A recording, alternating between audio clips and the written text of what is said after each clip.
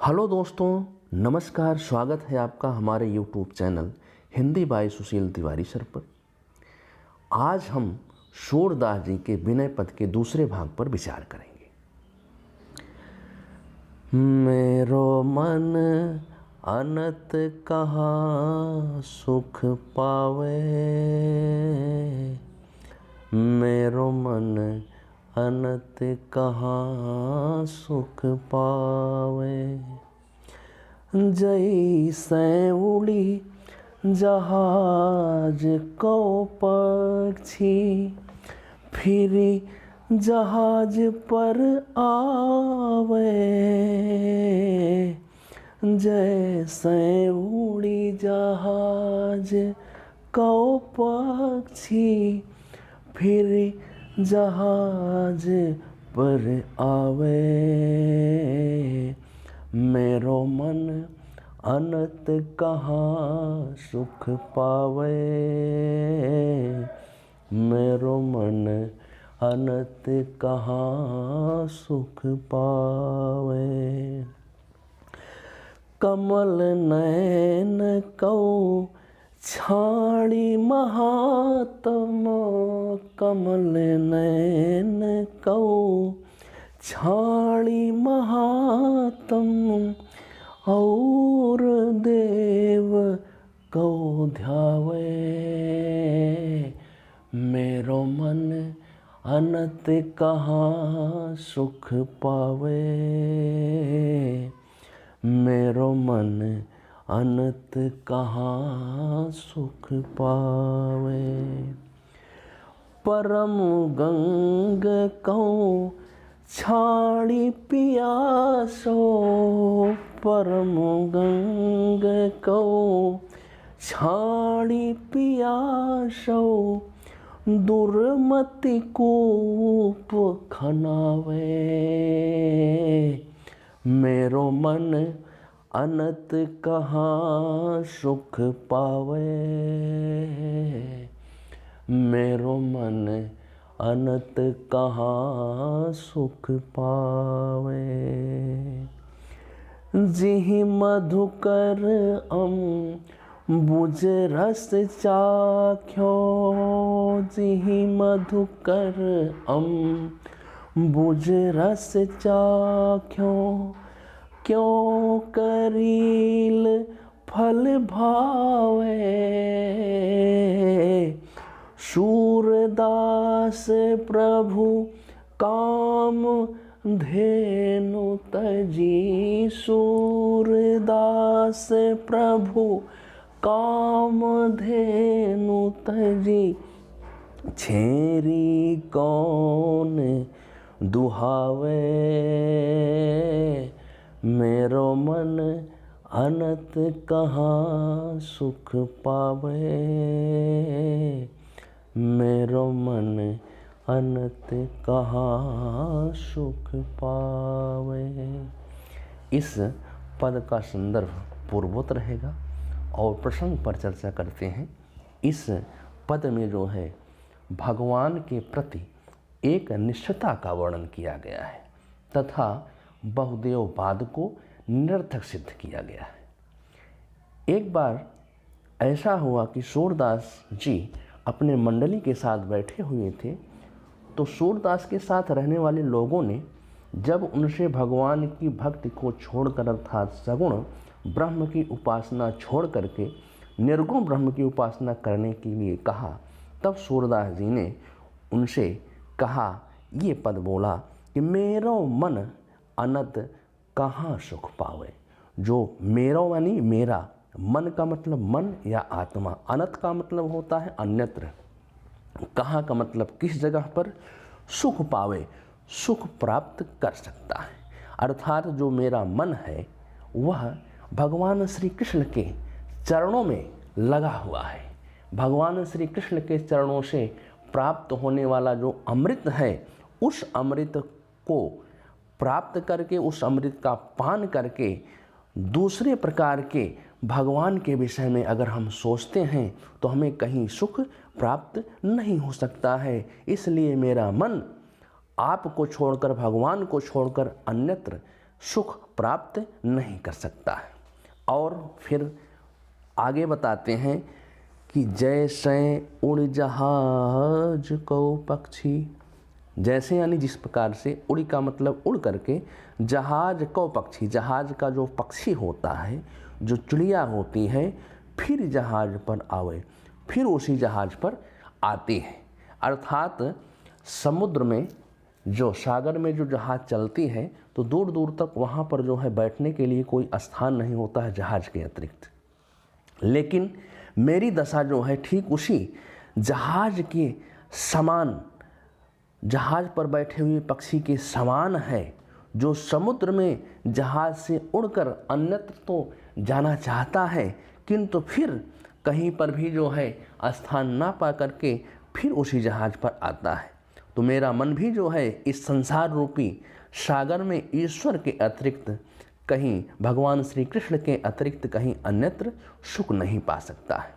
और फिर आगे बोलते हैं, कमल नयन को झाड़ी महातम। महातम का मतलब महानतम, यानी कि सबसे बड़ा। भगवान श्री कृष्ण जो है सूरदास जी के लिए सबसे बड़े देव हैं, इसलिए जो है कहते हैं कमल नयन। कमल का मतलब होता है कमल, अर्थात जो कमल होता है, नयन का मतलब नेत्र, यानी कि जो भगवान श्री कृष्ण हैं वह कैसे हैं, कमल नयनी है, कमल के समान उनके नेत्र हैं। कमल नेत्री जो भगवान श्री कृष्ण हैं, उनको कौ माने कौन, छाड़ी महात्म, छाड़ी का मतलब छोड़ सकता है। अर्थात भगवान श्री कृष्ण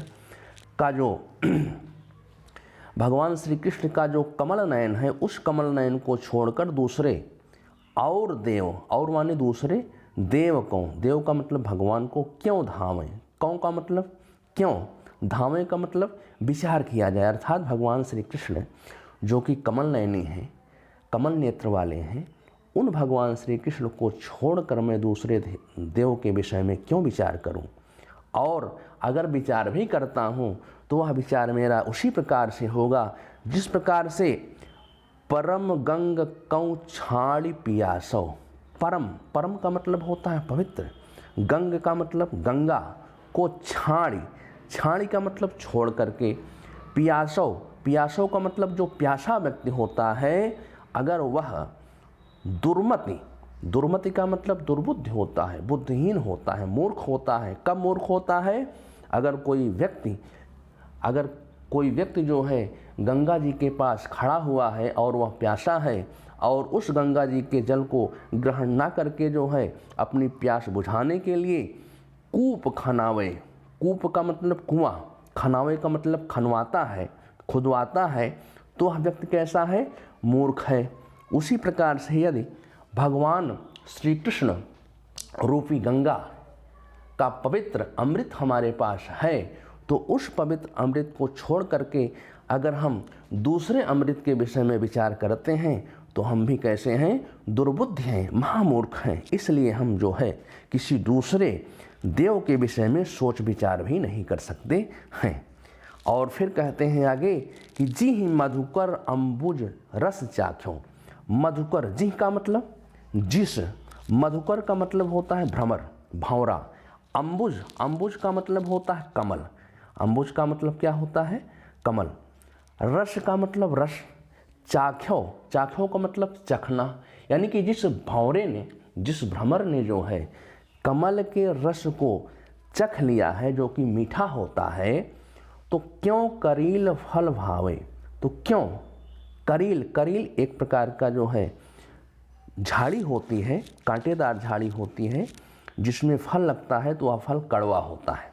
तो यानी कि मीठे उस रस को छोड़ करके करील रूपी जो कड़वा फल है उसको, भावे का मतलब पसंद आना, अच्छा लगना, तो उस भावने को जो है करील के फल का जो स्वाद होता है उसे कैसे अच्छा लग सकता है। इसलिए जो है जो हमारे श्री कृष्ण हैं, यहाँ पर भंवरा सूरदास जी स्वयं को मानते हैं, और जो कमल है, कमल का जो रस है, भगवान श्री कृष्ण के चरणों के अमृत के रूप में मानते हैं। तो कहते हैं सूरदास जी कि भला जिस भंवरे ने कमल अर्थात ईश्वर प्रेम के रस को चख लिया है, वह तीखे करेल के फल अर्थात अन्य देवता को क्यों चखेगा, उनकी बातें क्यों करेगा। फिर सूरदास जी कहते हैं कि सूरदास प्रभु कामधेनु तरी। सूरदास जी कहते हैं प्रभु यानी कि जो भगवान हैं, उन भगवान को जो कि कामधेनु के रूप में है। कामधेनु जो है समुद्र मंथन में निकले हुए 14 रत्नों में से एक रत्न थी, और वह जो है मनवांछित फल प्रदान करने वाली होती है। तो उस मनवांछित फल प्रदान करने वाली जो कामधेनु है उसको तज का मतलब छोड़ करके, त्याग करके, छेरी का मतलब होता है बकरी, कौन दुहावे।